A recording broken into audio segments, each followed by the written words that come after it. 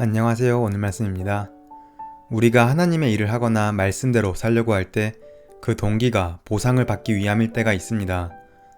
세상 사람들이 종교에 의지하는 이유는 대부분 종교가 제공하는 보상 때문입니다. 예를 들어 우리 조상들은 삼신할머니나 천지신명 또는 산신령과 같은 존재들에게 정화수를 떠놓거나 제사상을 차려놓고 빌곤 했는데 그것은 그 신적 존재에게 잘 보여서 원하는 것을 얻기 위함이었습니다. 그 신들을 사랑하고 함께 있고 싶은 마음에서 그런 것이 아닙니다. 무당이 구슬하는 것도 마찬가지 원리가 작용합니다. 이슬람 테러주의자들이 자살 특공대를 훈련할 때 훈련 교과목으로 반드시 가르치는 것 중 하나가 신을 위해 죽은 후에 주어지는 보상에 관한 것입니다. 주로 남자들을 위한 보상만이 언급되는데 순교한 남자들은 파라다이스에 가게 되고 그들의 시중을 드는 아리따운 여자 요정들이 40여 명이나 된다고 가르칩니다.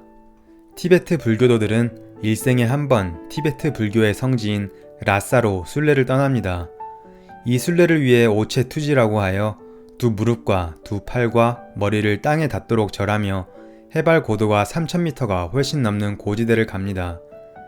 라사에서 고행을 시작하는 사람은 대략 60km를 가지만 중국 내지에 살고 있는 티베트 불교도들은 심지어 3000km가 넘는 거리를 오체투지로 순례합니다.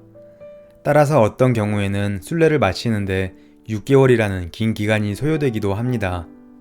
그렇게 하는 이유는 죄를 씻기 위함이고 또 다음 세상에 올 보상을 준비하는 것입니다.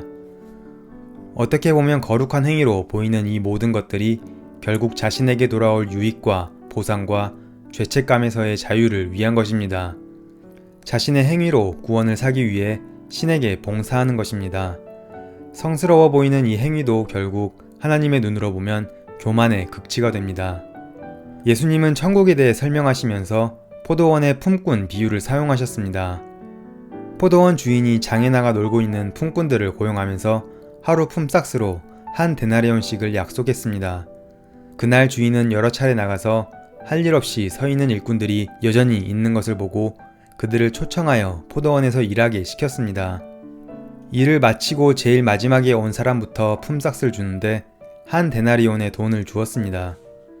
그것을 보고 제일 처음에 와서 일한 사람들은 자신의 품삯이 더 늘어날 것을 기대했습니다.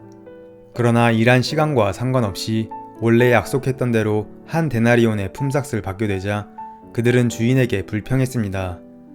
그러자 주인이 말했습니다. 내 것이나 가지고 가라. 나중 온 이 사람에게 너와 같이 주는 것이 내 뜻이니라. 내 것을 가지고 내 뜻대로 할 것이 아니냐. 내가 선함으로 내가 악하게 보느냐. 어떤 학생이 설교 시간에 이 내용을 듣고 실족해서 기독교는 불공평한 것을 가르친다고 분개하며 교회를 떠났다고 합니다. 그리고 오랜 시간 세상에서 방황하다가 어느 날 이 구절을 보고 다시 깨달았다고 합니다.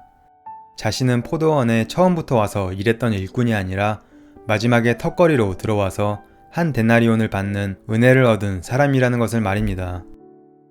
아침부터 포도원에 나와 일했던 품꾼들은 한 데나리온에 급급한 나머지 자신들이 정말 누릴 수 있었는데 놓쳐버린 것이 있습니다. 그것은 마음씨 좋고 너그러이 베풀 줄 아는 포도원 주인을 만나 향긋한 포도원에서 일하며 그와 함께 시간을 보내고 서로 알아가는 시간을 가진 것입니다. 그것 자체가 가장 값진 포상이었다는 것을 말입니다.